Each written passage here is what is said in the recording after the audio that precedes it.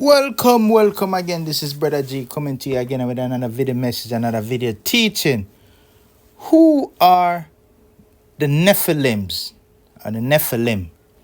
Who are the Nephilim? I've heard so many stories about who or even what are the Nephilim. I listen to preachers and teachers and eloquent teachers who own seminaries. Many people regard them. And when they talk about this Nephilim, and it's written in the Bible, one question always seems to pop up out of me, a little youth from Jamaica, you know what I mean? A little question, so how they know and gave what it is a name, Nephilim. Now, as time went by, you realize some of these translation and transliteration come from Latin, Greek, Roman, all different type of language. Now, who know which are the first language it was written in and then translated to a next language? So, say, we know now. Well, me just know now. Not just know this minute. No, say, there are certain words that cannot be translated in certain language because the language haven't been around or they haven't found acceptable words to give the same meaning that it coming from its original language. We know all of them things there. Seeing? So, a little small man like me now asks, who are the Nephilims? And then me hear people talk and preach and I'm like, this is strange. How they know about Nephilim? How they know about Nephilim and talking about Nephilim? I hope that's the right pronunciation. And I said, you know what? Let me go read the text for myself. All right. Before I read the text for myself, all what they said sounds strange. So I even went to the dictionary and look up the meaning of Nephilim. And obviously, it on the top of it says Bible. Look what the dictionary said. The definition of Nephilim. A group of people is, of course, the definition comes from the Bible. It says a group of people or beings described as very large and strong, sometimes understood as the children of fallen angels or human woman. Boy, this sound like Hercules. Them say Hercules is half God and half man. I wonder if he's how much of him a half God and how much of he is half man. A Hercules. And then I went to college and I heard about Gilgamesh. And them say something to the notion say Gilgamesh was kind of half man and half God. Why? I said, what kind of myth is this? These are the Nephilim? Is Jesus a Nephilim? Because they said some says Jesus is fully God and fully man. And the question becomes, if them say Jesus is fully man and fully God, then how the hell you gonna kill God? Well, them are gonna say he raised from the grave. And Jesus said he gonna raise from the grave.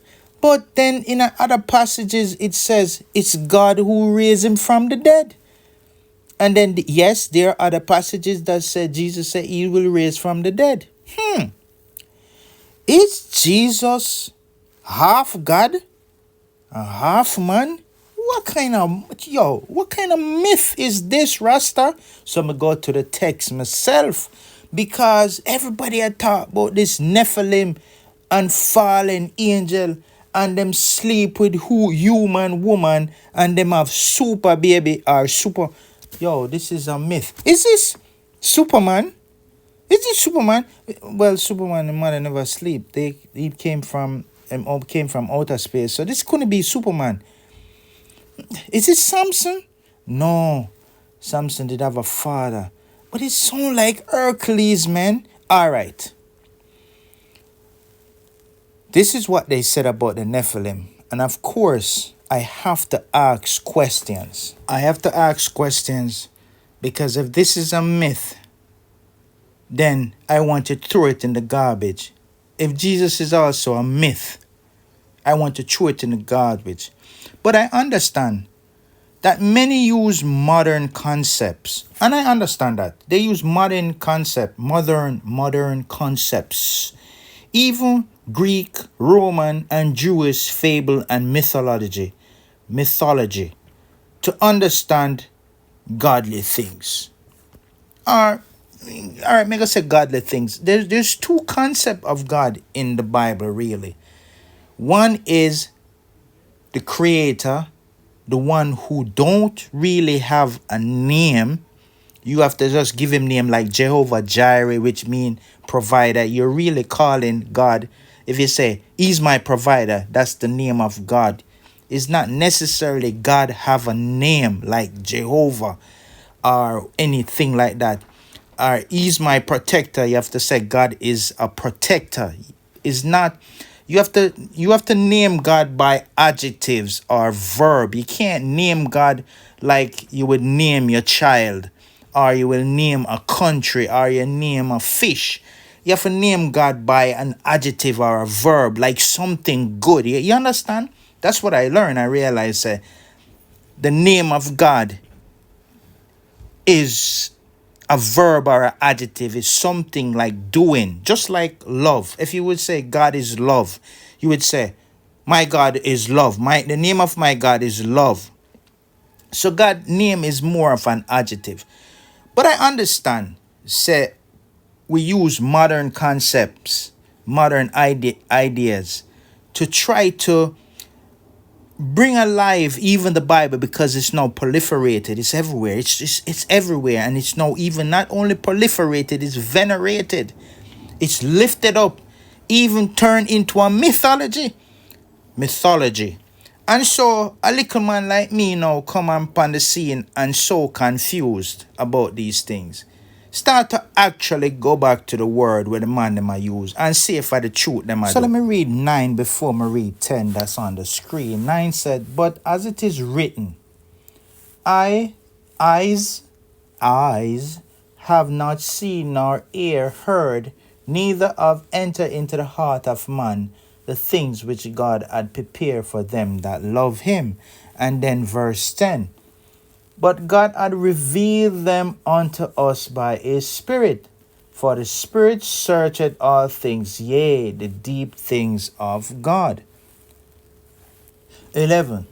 For what man knows the things of man?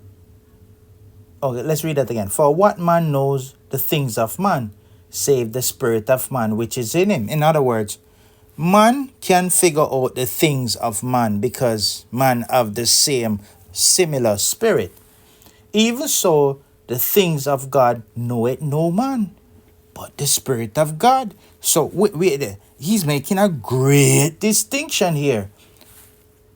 He's saying, because we are man, me I talk about me, brother G, right here, so, and other man. Yes, there are people in high places, higher than me, in high authority, flying over me. They are hawks, they are chicken hawks, some of them are vultures, most of them maybe be vultures too. But the only way I can know what's inside of that man, even though he's trying to hide it, he's man like me. So it's revealed to me because I'm man like him. But the things of God, watch this. Let's read verse 12. Verse 12. No, we have received not the spirit of the world, which is the spirit of man. The world and the spirit of man is synonymous. Yeah, something like that. But the Spirit which is of God, that we might know the things that are freely given to us of God. So in other words, he's made the distinction, say, the God things, the really God things, he couldn't be talking about the earthly God man them. He's talking about the creator God person, or being, or it, or power, or, okay, I don't know. But he's making the distinction, say, that God, the first creator, he's the one who reveal certain things to Paul, according to what they were talking about in Corinthians. And you might ask, Brother G, why are you bringing up this? How this fit in with the Nephilims? How this fit in with the Nephilims, bro? Simple. Who wrote the Bible? They said that it was inspired by God. Okay. We have to take that by faith. Say it's inspired by God. Because we don't necessarily, we can't come back and change it up. Don't necessarily know yet which one of the God them were inspired by. But if this is men written, that means the same spirit must be in me too, so me can decipher it. And I could read the text and decipher it. Or I could ask my God to tell me, because I wasn't here when they wrote it. I don't have no evidence. I'm not sitting in high places. I don't have no authority where I can open a big seal and understand these things. So I must believe that these men are men like me, and if their thoughts are on pages, I must can figure out what them mean, even if it's a translate from Greek and Hebrew and Roman, and me can reasonably translate it by their text. So I go back and read their text. And I want to find out who these Nephilim are, because they said they are fallen angels sleeping with human woman, and they become Hercules or Gilgamesh, and I am bold enough to say they are just like Jesus. So the question is, who revealed the message to you and me? Well, we're going back to the text, and we are going to find out who are these Nephilim. So let's read Numbers 13, starting from verse 33. And there we saw the giants, the son of Anak, which come of the giants, and we were in their own sight as grasshoppers, and so we were in their sight. We compare to these guys, they are giants. But as I have learned from one very well-known prophet, maybe they had this in their understanding long time, so but I learned this from this very well-known prophet. He said that if you take a message out of context, it becomes a pretext. So if you just read verse 33 without reading the whole verse, chapter 13, or reading the story coming up to there, you wouldn't have a context. You would have a pretext. And of course, the pretext is also in Genesis, where they say sons of God. It's in also Job. I understand these things now. You also see it in Job, where it said when the sons of God, Job came before God, and all these things, and they're so amorphous. Is that the word? Or ambiguous. Yeah, let's use that word. They are so ambiguous. What is the meaning? Who's the son of God? Then you read in the New Testament that Jesus is the son of God. Is he Hercules? Boy, I'm not confusing no. Yo, that's why I could see why some people throw away the Bible and say this is full of myth. All right. Let me read the text. I'm going to just go back a little bit to verse 31 and see what it says right here. Let's go back. Let's go back. 13, verse 31. But the men... the men here is inclusive of Caleb and Joshua, who, when Moses sent them to spy out the land, to spy out Canaan, which is the land that the Lord has given, and people were already in it. Canaanites, Jebusites, Ananites, the Ragarites, and all those things. And the men went up with him, said, we be not able to go up against these people, for they are stronger than we are. So hear what they are saying. Here's the report according to the text. I'm not them talk about real people. They saying we are not able to go up against the people, for they are stronger than we. I wonder how them know so them stronger than we.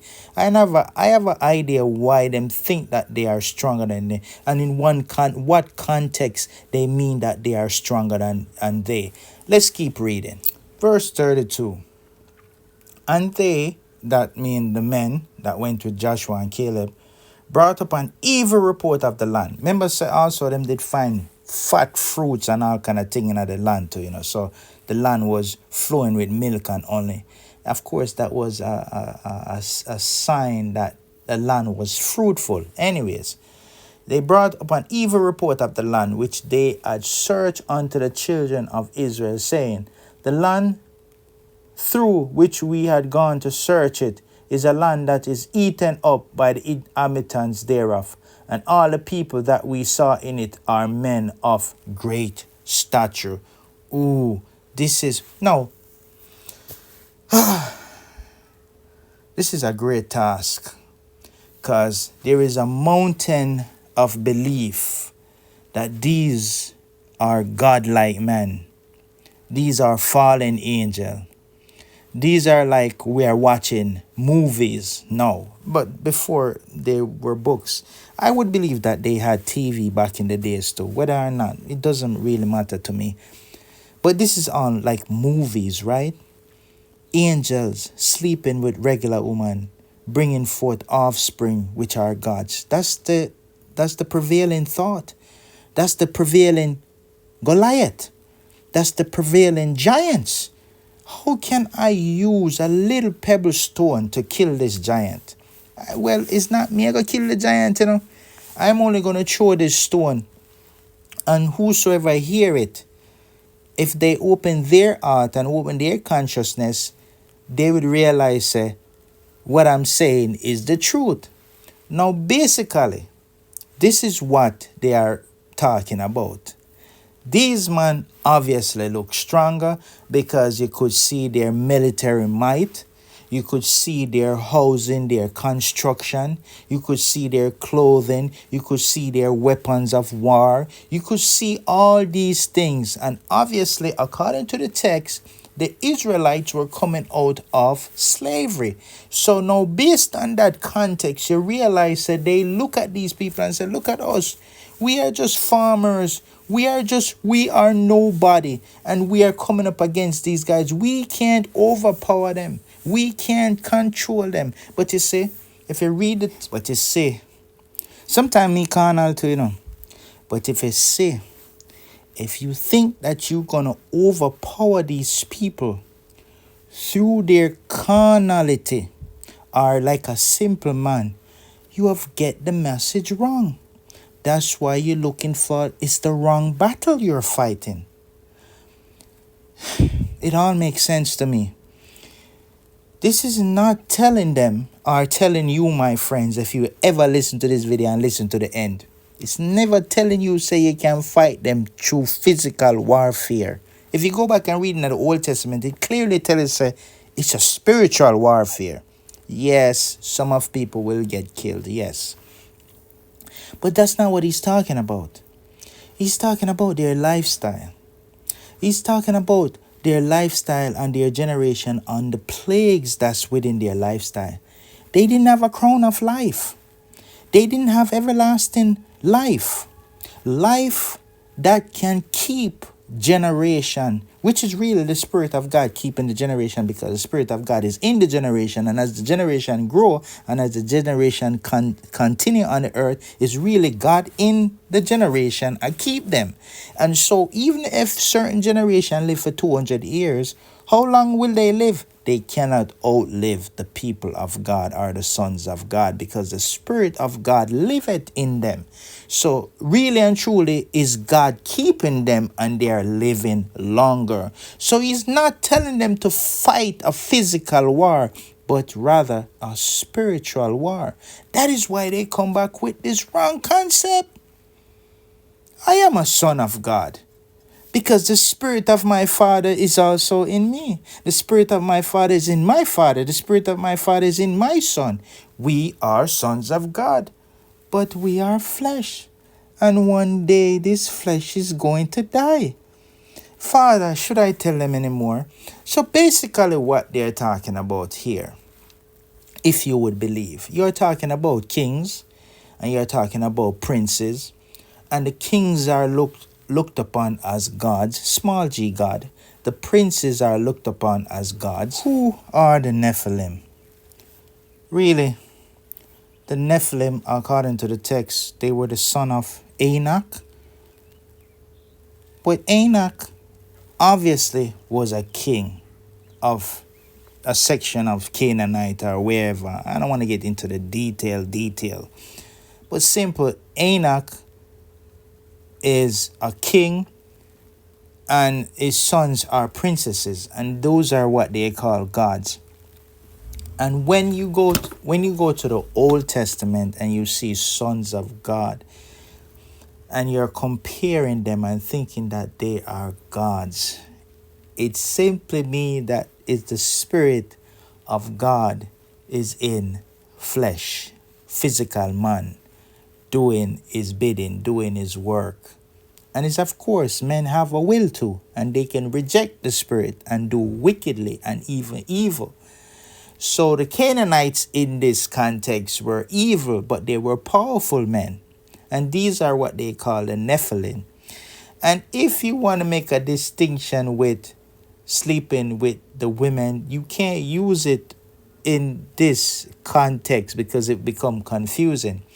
When the sons of God in the Old Testament sleep with the women and they are human women, it's just making a distinction between godly men and ungodly people. That's basically what this is doing. And the sons of God were sleeping, even if you want to say physically or spiritually, sleeping with the women of the land. That's just basically what it's talking about. It's saying the people of God who have the Spirit of God within them are the sons of God. Obviously, this is so easy.